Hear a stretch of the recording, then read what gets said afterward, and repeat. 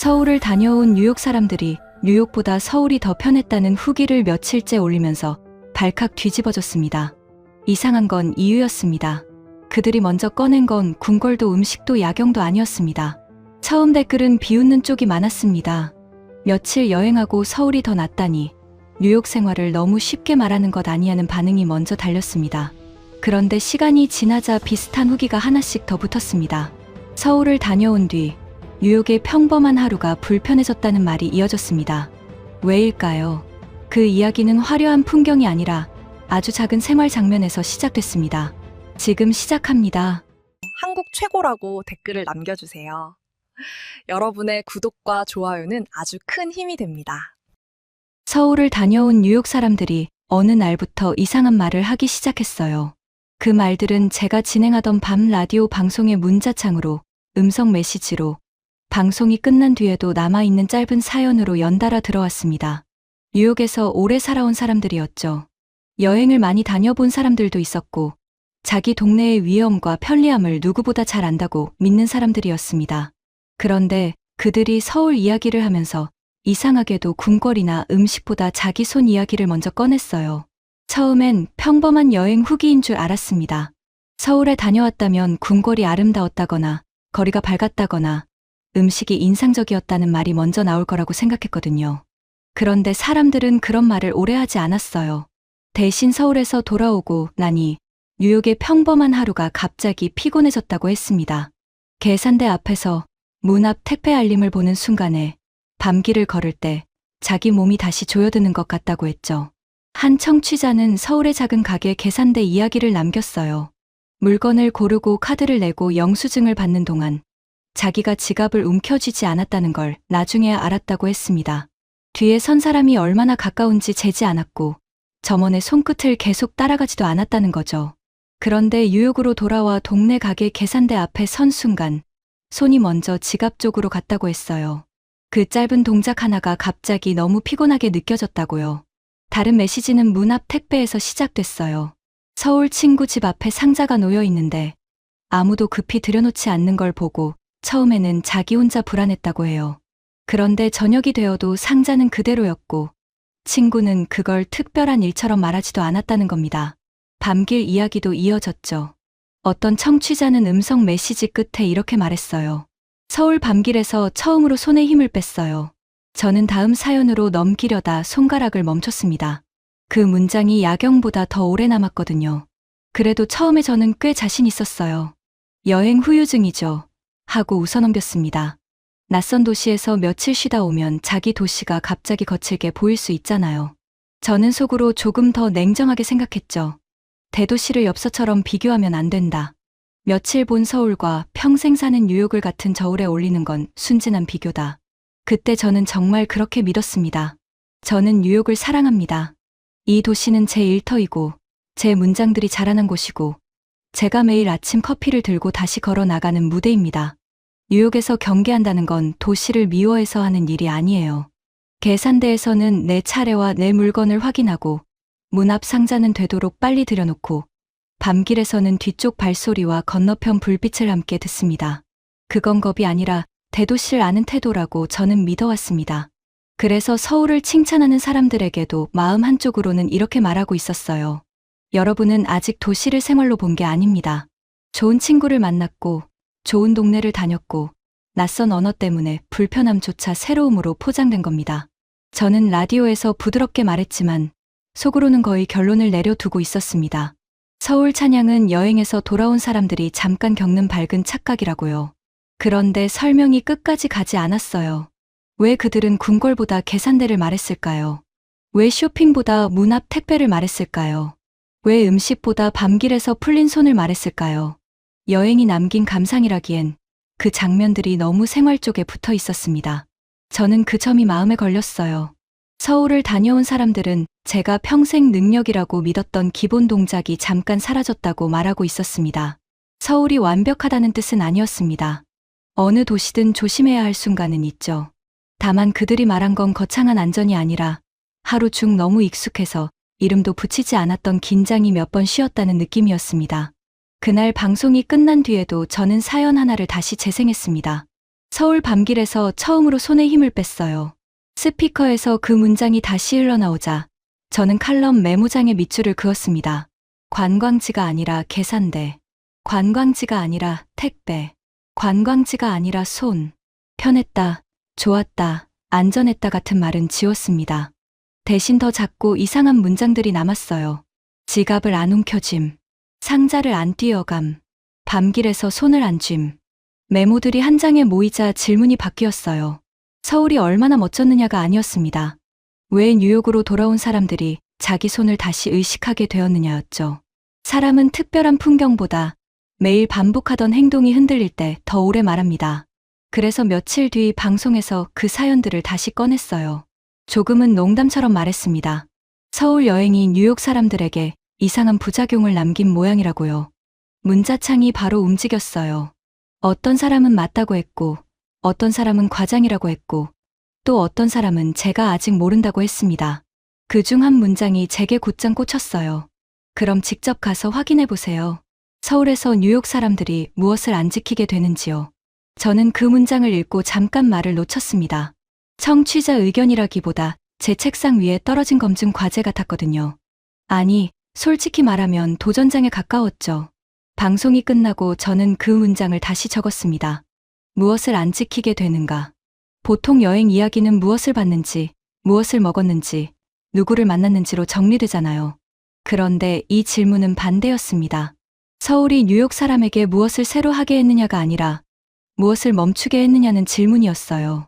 평생 몸에 새긴 경계 동작을 잠깐이라도 내려놓는다는 뜻처럼 들렸습니다. 저는 감상문처럼 듣는 일을 멈추고 반박할 질문들을 만들기 시작했습니다. 계산대에서 덜 의심받는다는 말이 진짜인가? 무난 물건을 하루 종일 걱정하지 않는다는 말이 과장 아닌가? 사람 많은 지하철과 밤길에서도 몸의 긴장이 덜하다는 말이 가능한가? 좋은 동네가 닫힌 문과 경비 없이도 좋은 동네일 수 있는가?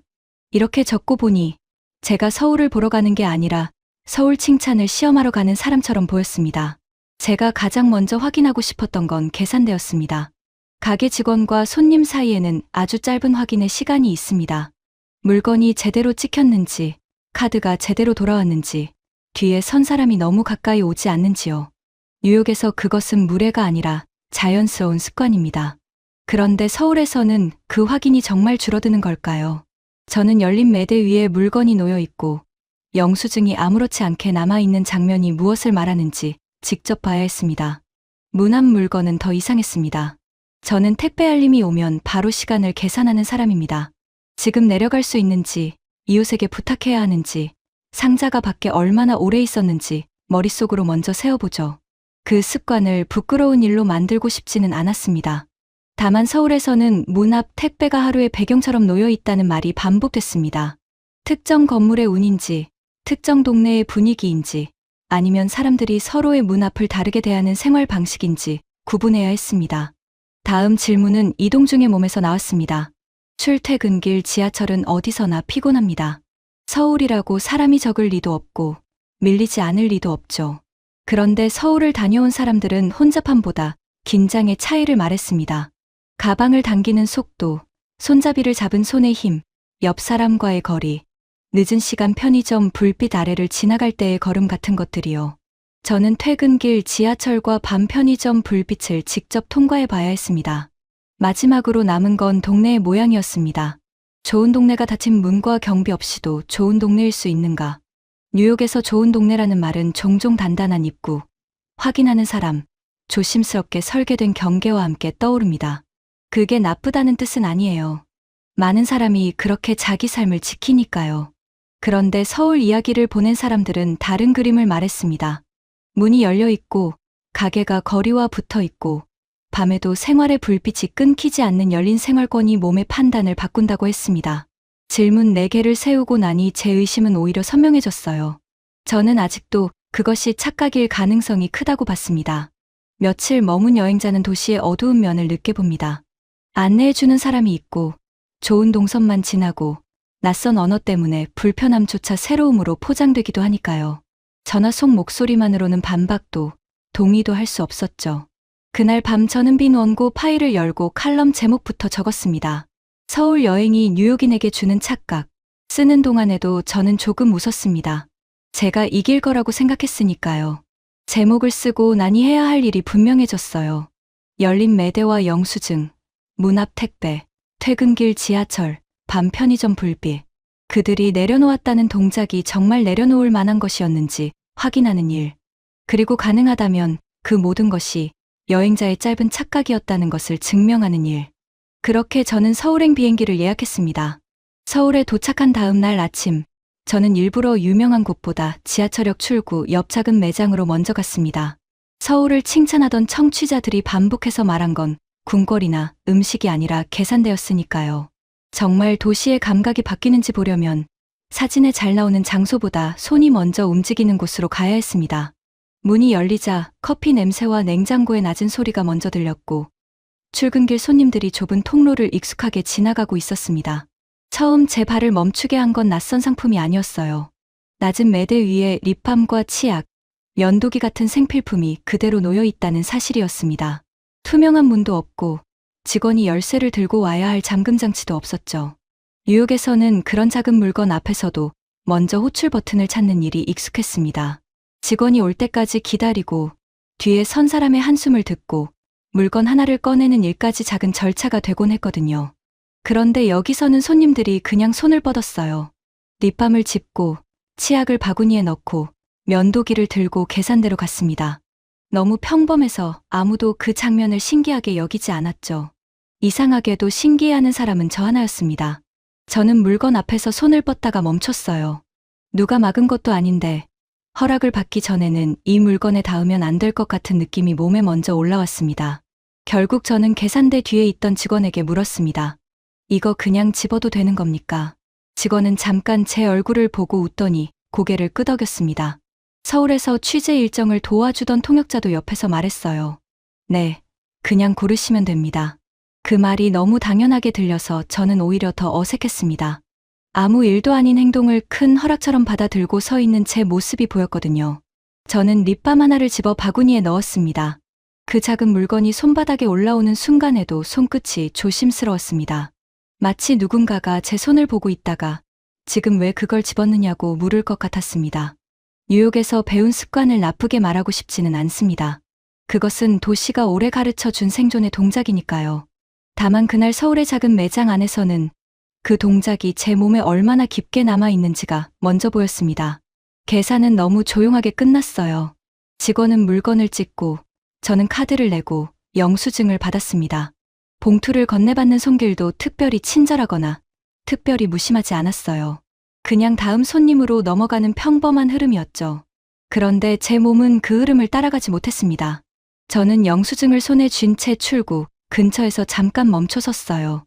누군가 뒤에서 부를 것 같았습니다. 영수증을 보여달라고 하거나 봉투 안에 물건과 맞춰보자고 할 것 같았죠. 그래서 저는 문 쪽으로 한 걸음 가다가 다시 돌아봤습니다. 직원은 이미 다음 손님의 물건을 찍고 있었고 뒤에 있던 손님들은 제 옆을 자연스럽게 지나갔습니다. 한 사람은 냉장고에서 음료를 꺼냈고 다른 사람은 계산이 끝나자 영수증도 제대로 보지 않고 밖으로 나갔습니다. 제가 계속 출구 앞에 서 있자 통역자가 조심스럽게 말했어요. 영수증은 버리셔도 돼요. 직원도 휴지통 쪽을 가리키며 웃었습니다. 저는 순간 영수증을 더 꼭 쥐었죠.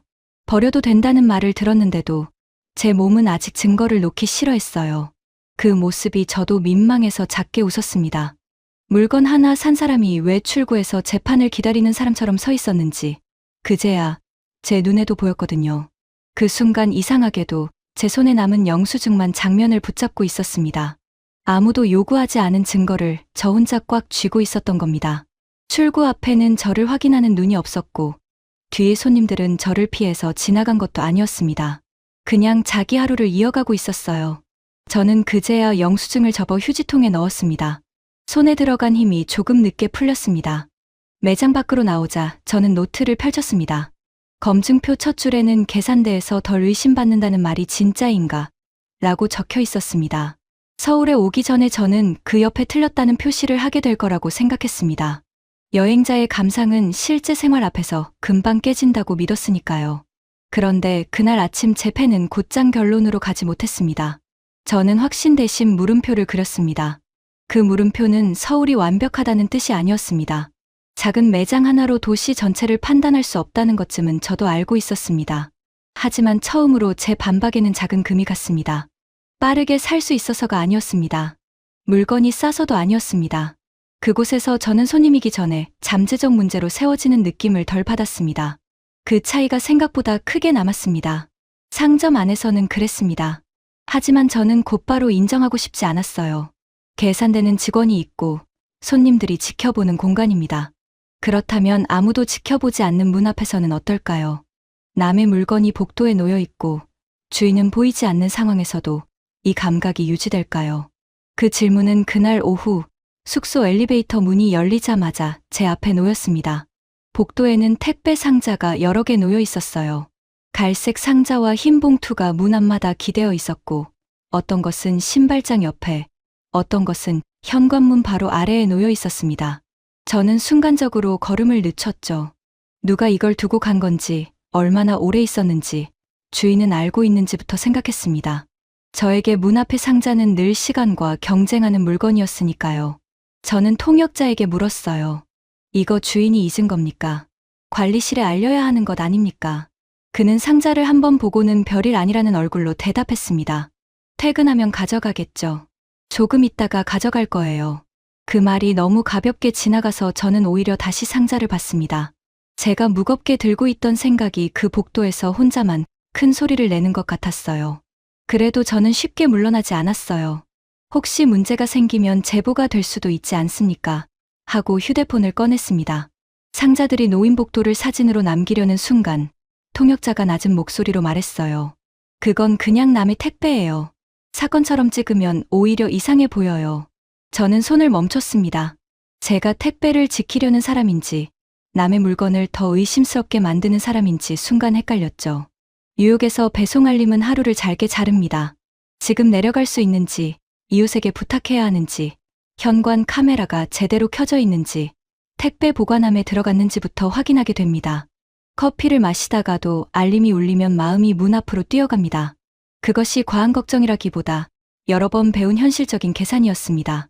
그래서 저는 그 복도에서 사람들이 너무 태평해 보이는 게 아니라 제 머릿속 계산이 너무 빠르게 돌아가는 것처럼 느껴졌습니다. 방으로 가는 동안에도 저는 자꾸 뒤를 돌아봤습니다. 엘리베이터 앞에서 한 번, 계단 쪽에서 한 번, 방문 앞에 서서 또 한 번 봤어요. 복도를 지나던 사람들은 그런 제 시선을 따라오지 않았습니다. 누군가는 집 문을 열었고, 누군가는 음식물 봉투를 들고 지나갔고, 아이를 부르는 목소리가 문 안쪽에서 흘러나왔죠. 상자를 두고도 사람들의 하루는 멈추지 않았습니다. 사건을 보고 있는 사람은 거의 저 혼자였습니다. 상자들은 복도의 주인공이 아니라 배경처럼 놓여 있었어요. 그 말이 이상하게 들릴지 모르지만 저에게는 바로 그 배경처럼 놓여 있다는 사실이 충격이었습니다. 뉴욕의 제 머릿속에서는 문 앞 상자가 곧장 이야기의 시작이 되거든요. 없어지면 어떡하지? 누가 가져가면 어떡하지? 지금 가야 하나? 늦으면 안 되나? 그런데 이 복도에서는 그 질문들이 아무에게도 급히 전달되지 않는 것처럼 보였습니다. 저녁에 다시 복도로 나왔을 때 상자 몇 개는 사라져 있었고 다른 작은 봉투가 새로 놓여 있었어요. 복도는 더 위험해 보이지 않았습니다. 오히려 더 생활에 가까워져 있었죠. 문틈으로 저녁 냄새가 새어나오고 신발장 옆 우산이 젖은 채 서 있고 엘리베이터는 조용히 오르내렸습니다. 저는 그제야 그 공간이 사건 현장이 아니라는 걸 느꼈어요. 사람들이 자기 하루를 잠깐 문 앞에 내려놓는 생활 공간에 가까웠습니다. 그때 문이 하나 열리고 어린아이가 어른 손을 잡고 나왔습니다. 아이는 문 앞에 상자를 흘낏 보더니 그냥 지나갔어요. 어른도 아무 말 없이 아이 손을 조금 자기 쪽으로 당겨 상자를 피하게 했습니다. 가르친다는 표정도 아니었습니다. 그냥 남의 물건 앞에서는 그렇게 지나가는 법을 보여주는 작은 동작 같았습니다. 저는 그 손을 오래 봤습니다. 그렇다고 이 도시에서는 아무것도 사라지지 않는다고 쓰고 싶지는 않았습니다. 그런 문장은 너무 쉽고 너무 위험합니다. 제가 본 것은 절대 안전이 아니라 그날의 복도였습니다. 적어도 그 복도에서는 물건 하나가 사람의 하루를 계속 붙잡고 흔들지 않았습니다. 상자가 놓여 있어도 누군가의 저녁이 곧장 중단되지 않았고 알림 하나가 마음 전체를 문 앞으로 끌고 가지 않는 것처럼 보였습니다. 방으로 돌아와 저는 노트를 펼쳤어요. 무난 물건을 하루 종일 걱정하지 않는다는 말이 과장 아닌가. 라는 줄 아래에 천천히 적었습니다. 하루가 물건을 지키는 일로 끊기지 않는다. 문장을 쓰고 나서도 한참 펜을 내려놓지 못했어요. 그 말은 서울을 칭찬하는 문장이라기보다 제가 살던 도시의 하루가 얼마나 자주 작은 긴장으로 잘렸는지 처음 인정하는 문장에 가까웠습니다. 그날 밤 검증표에는 2개의 흔들린 줄이 생겼습니다. 계산대 옆에는 물음표가 있었고 택배 옆에는 제가 새로 적은 문장이 있었습니다. 아직 제 반박은 끝나지 않았습니다. 사람 적은 매장과 조용한 복도에서는 그럴 수 있습니다. 하지만 도시의 진짜 표정은 사람이 몰릴 때와 밤이 내려왔을 때 더 선명해지죠. 저는 다음 날 지하철역으로 갈 생각을 하며 손바닥을 펴봤습니다. 이번에는 영수증이 없었는데도 손에는 아직 조금 힘이 남아 있었습니다. 다음 날 오후, 저는 일부러 퇴근 시간이 가까워질 때까지 기다렸어요. 작은 매장과 조용한 복도에서는 제 반박이 흔들렸지만 아직 마음 한쪽은 버티고 있었습니다. 사람이 적은 곳이라면 그럴 수 있다. 하지만 도시의 진짜 표정은 사람이 몰릴 때 나온다. 저는 그렇게 생각했죠. 뉴욕에서라면 그 시간에 제 몸은 먼저 준비를 합니다. 가방을 어느 쪽으로 둘지, 휴대폰은 언제 넣을지, 출구는 어디로 잡을지부터 계산하니까요. 지하철역 계단을 내려가자마자 공기가 달라졌어요. 바깥보다 따뜻했고 발걸음 소리와 안내 방송이 천장 아래에서 섞이고 있었습니다. 개찰구 앞에는 사람들이 빠르게 지나갔지만 이상하게 서로를 밀어내는 느낌만으로 움직이지는 않았죠. 카드를 찍고 들어가는 줄이 생겼고 바닥에는 걸어가는 방향을 알려주는 화살표가 있었습니다. 저는 그 화살표를 보면서도 가방끈을 앞으로 당겼어요. 휴대폰은 화면이 보이지 않게 손으로 덮었습니다. 곧이어 안쪽 주머니에 넣었고 손은 다시 가방 지퍼 위로 올라갔어요. 그 동작은 제가 일부러 생각해서 한 게 아니었죠. 사람이 많아지면 몸이 먼저 하는 일이거든요. 군중 속에서 주머니와 가방을 확인하는 건 불안함이 아니라 도시를 배운 사람의 예절처럼 제 안에 남아 있었습니다. 환승 통로로 들어서자 사람의 흐름은 더 빨라졌습니다. 천장에는 환승 표지가 이어졌고 바닥 화살표는 어느 쪽으로 걸어야 하는지 계속 말해주고 있었어요. 저는 그 표지들을 따라가면서도 어깨를 조금 움츠렸습니다. 그때 누군가 제 어깨를 스치고 지나갔습니다. 큰 충돌도 아니었어요. 하지만 제 손은 먼저 바지 주머니를 눌렀고 바로 가방 앞쪽을 확인했습니다. 그 사람은 이미 사람들 사이로 멀어지고 있었어요. 누구도 저를 노린 것 같지는 않았습니다. 그런데 제 몸은 이미 작은 사건 하나를 끝낸 사람처럼 긴장해 있었죠. 저는 그 자리에서 잠깐 멈췄습니다. 뒤에서는 사람들이 저를 피해서 지나갔고 안내 방송은 다음 열차가 곧 들어온다고 말하고 있었습니다. 승강장 쪽으로 내려가는 사람들은 계단 한쪽을 비워두고 움직였습니다. 승강장에는 사람이 많았습니다. 하지만 무너진 장면은 아니었어요. 문이 열리자 먼저 내리는 사람들이 빠져나왔고 기다리던 사람들은 조금 옆으로 물러섰다가 다시 안으로 들어갔습니다. 누군가 큰 소리로 질서를 설명하지 않았는데도 사람들은 대체로 그 흐름을 알고 있는 듯했습니다. 저는 그걸 보면서도 가방끈을 놓지 못했습니다. 몸은 아직 뉴욕의 방식으로 서 있었고 눈은 서울의 흐름을 따라가고 있었습니다. 한 아이가 보호자 손을 잡고 줄 옆으로 살짝 물러섰습니다. 그 앞에 있던 어른도 자연스럽게 한 걸음 비켜섰고 내리는 사람들의 길이 잠깐 열렸어요. 누구도 박수 칠 만한 장면은 아니었습니다. 그런데 저는 이상하게 그 작은 움직임을 계속 보게 됐습니다. 줄을 지키는 일이 안내 방송만으로 되는 게 아니라 앞 사람의 등을 보고 배우는 일처럼 보였거든요. 몇 정거장을 지나 번화가 쪽 역에서 내렸을 때 저는 출구를 잘못 찾았습니다. 같은 색 표지와 여러 갈래 계단이 한꺼번에 보이자 순간 방향을 잃었어요. 저는 벽에 붙은 지도를 보다가 다시 휴대폰을 꺼냈고 사람들이 제 뒤에서 밀려오는 것 같아 한쪽으로 비켜섰습니다. 그때 옆에 서 있던 시민 한 사람이 제 화면을 보고 손으로 반대쪽 통로를 가리켰습니다. 그는 번역 화면을 잠깐 보여주었습니다. 이쪽이 아니라 저쪽으로 가면 된다는 짧은 말이었어요. 대단한 친절이라기보다 길을 막고 선 사람에게 방향을 알려주는 아주 빠른 도움에 가까웠습니다. 그는 곧바로 자기 길을 갔고 저는 그가 가리킨 쪽으로 걸었습니다. 그런데 그 짧은 손짓이 이상하게 오래 남았습니다. 사람들이 많아서 제가 더 불안해진 게 아니라 제가 멈췄을 때도 흐름이 완전히 적으로 변하지 않았다는 느낌 때문이었습니다. 옆 밖 번화가는 더 복잡했습니다. 간판은 밝았고 횡단보도 앞에는 사람이 모였고 가게 앞줄은 길게 늘어졌어요. 그런데 그 복잡함 속에서도 사람들은 자기 자리를 대충 알고 있었습니다. 줄은 가게 문을 막지 않게 옆으로 접혔고 길 한가운데 멈춘 사람은 금방 가장자리로 빠졌습니다. 저는 그 장면을 보며 노트를 꺼냈습니다.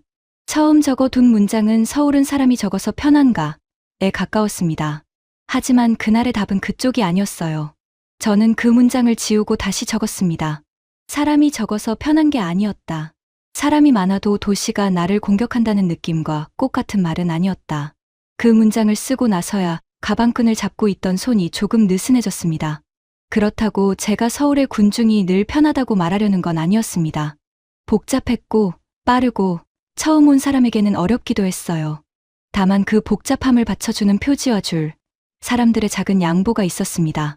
아이에게 줄 옆으로 비켜서는 법을 보여주고 길 잃은 사람에게 짧게 손짓해주고 가게 문을 막지 않게 줄을 접는 일. 한국 사람들에게는 너무 평범한 장면이겠지만 밖에서 온 제게는 조용히 오래 쌓인 약속처럼 보였습니다. 하지만 가장 어려운 검증은 아직 남아 있었어요. 낮에 지하철과 밝은 번화가는 그럴 수 있습니다. 사람들이 많고 표지가 있고 열차가 계속 오니까요. 제가 정말 확인해야 할 문장은 따로 있었죠. 서울 밤길에서 처음으로 손에 힘을 뺐다는 그 문장. 그래서 그날 밤 저는 숙소방에 앉아 있다가 일부러 더 늦은 시간에 밖으로 나갔습니다. 목적지는 멀지 않았습니다. 숙소 근처 편의점이었어요. 사실 꼭 필요한 물건은 없었죠. 물 한 병을 사도 되고 아무것도 사지 않아도 됐습니다. 중요한 건 밤의 길을 걸어보는 일이었습니다. 로비를 나서자 낮보다 공기가 차가웠고 골목 입구에는 작은 가게들의 불빛이 남아 있었어요. 저는 휴대폰을 손에 들고 길을 확인하며 천천히 걸었습니다. 편의점 안은 조용했지만 비어있지는 않았습니다. 학생처럼 보이는 사람이 음료를 고르고 있었고 회색 외투를 입은 남자가 컵라면, 물을 기다리고 있었어요. 계산대 옆에서는 늦은 시간에 작은 소리들이 이어졌죠.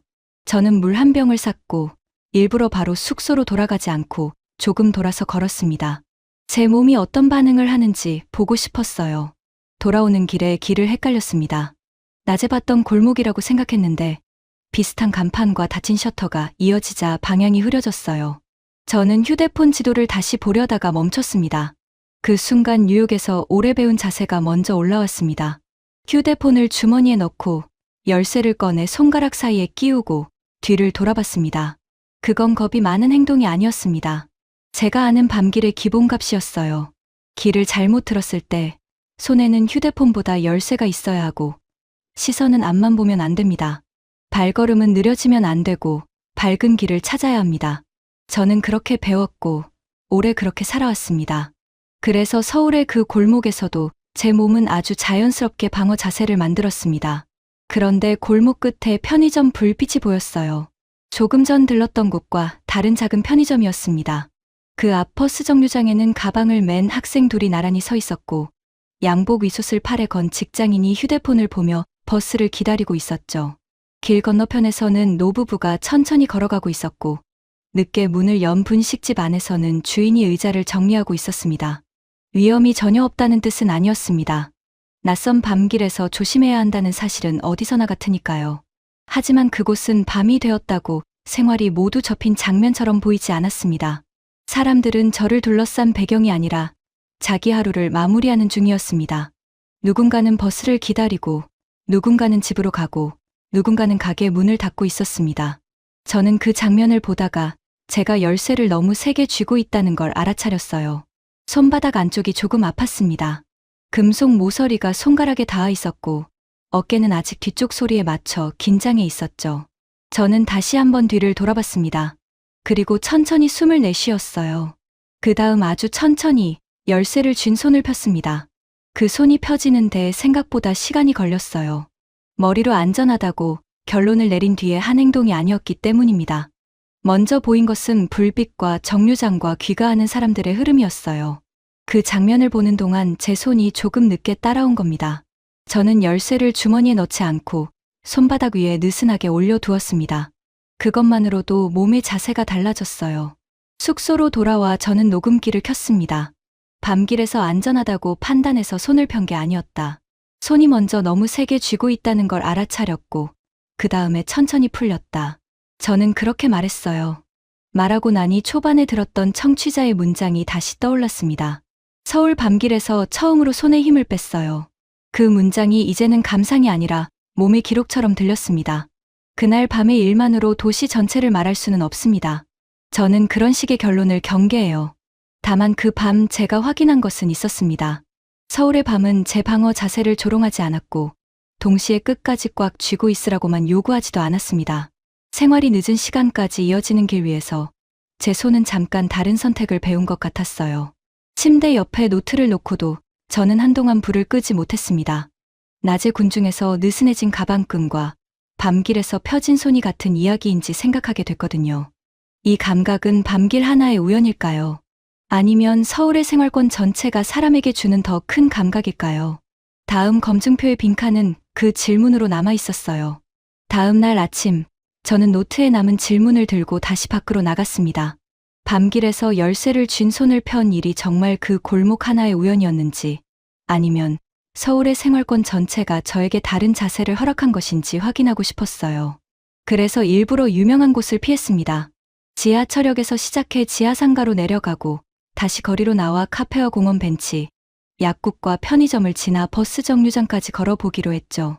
서울에서 길 안내를 도와주던 친구가 옆에 있었습니다.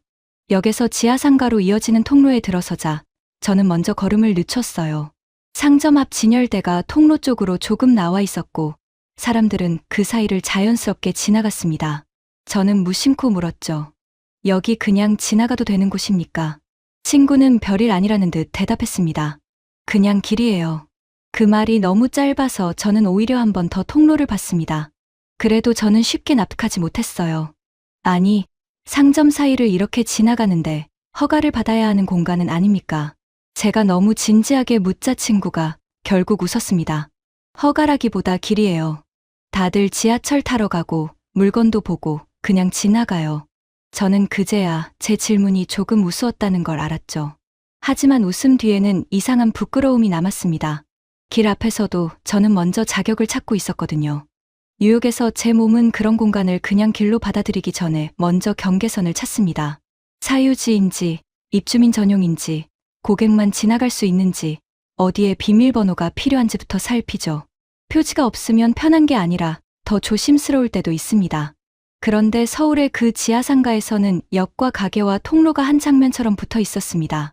사람들은 물건을 보고 지나가고 잠깐 멈췄다가 다시 자기 방향으로 걸었습니다.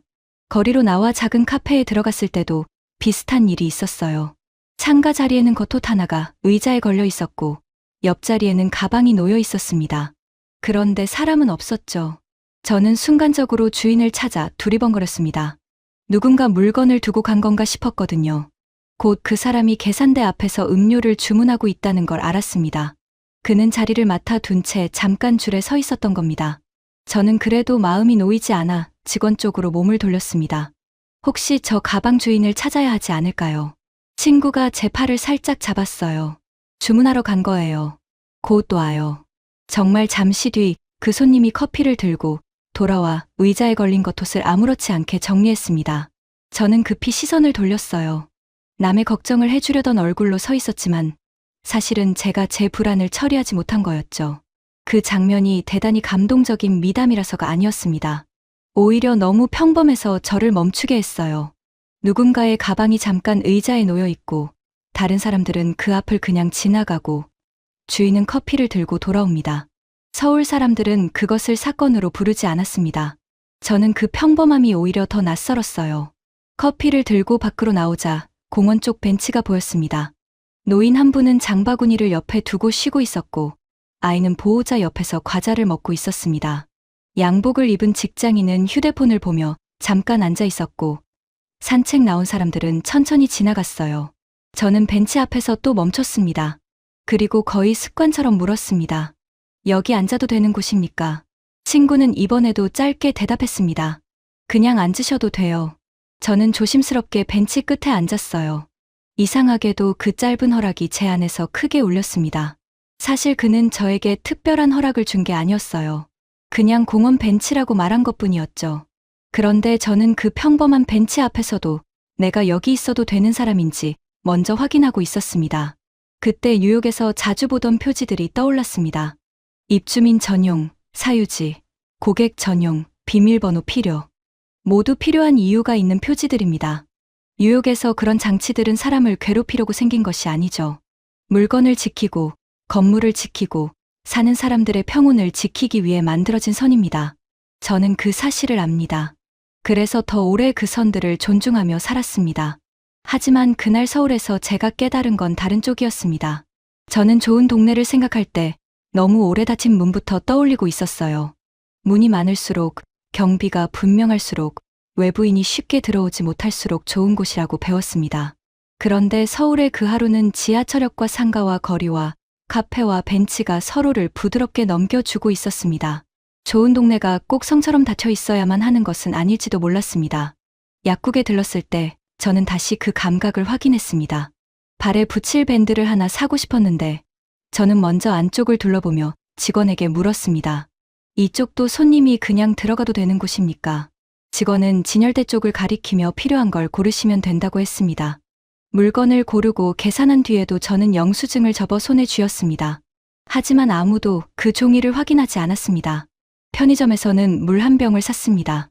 출입문 옆에 서서 길을 확인하는 동안 사람들이 들어오고 나갔습니다. 누군가는 계산하고, 누군가는 택배 상자를 들고 나왔고, 누군가는 버스 시간을 확인하며 문 앞에서 잠깐 서 있었어요. 저는 그 흐름 안에서 계속 같은 질문을 하고 있었습니다. 나는 지금 통로를 맡고 있는 사람인가? 손님이 아닌데 너무 오래 서 있는 사람인가?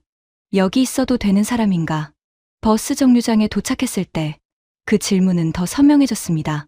학생과 직장인과 장바구니를 든 사람들이 같은 지붕 아래 서 있었습니다. 누구도 서로를 크게 신경 쓰지 않았지만 그렇다고 서로를 밀어내지도 않았습니다. 저는 노트에 마지막 검증 문장을 적었습니다. 좋은 동네는 성처럼 닫혀 있어야만 하는 것은 아니다. 그리고 그 아래에 조금 더 작은 글씨로 썼습니다. 나는 너무 오래 내가 있어도 되는 사람인지 증명하며 살아왔다. 그날 하루를 돌아보며 저는 시설보다 사람들의 손을 더 많이 떠올렸습니다. 남의 택배 앞을 그냥 지나가는 손, 아이를 줄 옆으로 이끄는 손, 길 잃은 사람에게 짧게 방향을 알려주는 손, 벤치 끝에서 장바구니를 조금 당겨 자리를 내주는 손이었죠. 앞에서 본 장면들을 다시 적다 보니 서울의 편리함은 시설 하나가 아니라 그런 손들이 서로를 방해하지 않도록 조금씩 물러서는 습관 위에 놓여 있다는 생각이 들었습니다. 그 모든 장면은 대단한 구호가 아니었습니다. 하지만 그런 평범함은 하루아침에 생기지 않습니다. 누군가는 오래 지켜왔고, 누군가는 아이에게 보여주었고, 누군가는 자기가 받은 질서를 다음 사람에게 넘겼을 겁니다. 그래서 서울의 길은 제게 편리한 길이 아니라 오래 쌓인 약속처럼 보였습니다. 이 도시가 완벽하다는 뜻은 아니었어요. 다만 제가 걸은 하루는 지나가도 되는지, 앉아도 되는지, 서 있어도 되는지를 매 순간 증명하라고 밀어붙이지 않았습니다. 뉴욕으로 돌아온 뒤 그 차이는 더 또렷해졌습니다. 아파트 로비에 들어서자마자 현관 옆 게시판에 택배 도난 경고문이 보였습니다. 예전에는 그냥 지나치던 문장이었어요. 배송 물품을 오래 방치하지 말라는 안내, 분실에 주의하라는 문장, 의심스러운 사람을 보면 신고하라는 문장, 모두 필요한 말이었습니다. 그런데 서울의 복도에 놓여있던 상자들이 떠오르자 그 경고문은 갑자기 하루의 첫 무게처럼 느껴졌습니다. 며칠 뒤 저는 서울로 떠나기 전에도 들렀던 그 드럭스토어에 다시 갔습니다. 입술 보호제 하나를 사려고 진열장 앞에 섰는데 투명한 문은 잠겨 있었어요. 호출 단추를 눌렀고 저는 직원이 올 때까지 기다렸습니다. 뒤에서는 누군가 한숨을 쉬었고 저는 괜히 다른 진열대를 보는 척했죠. 직원이 와서 열쇠로 문을 열고 작은 물건 하나를 꺼내 제 손에 건네고 다시 문을 잠갔습니다. 그 절차가 틀렸다는 말은 아니었습니다. 이 도시에는 이 도시가 견뎌온 문제가 있고 그 문제를 막기 위해 생긴 방식이 있습니다. 저는 그것을 오래 이해해왔습니다. 그런데 서울에 열린 매대 앞에서 제가 물건을 짚고 계산하고 그냥 나왔던 순간이 겹쳐졌습니다.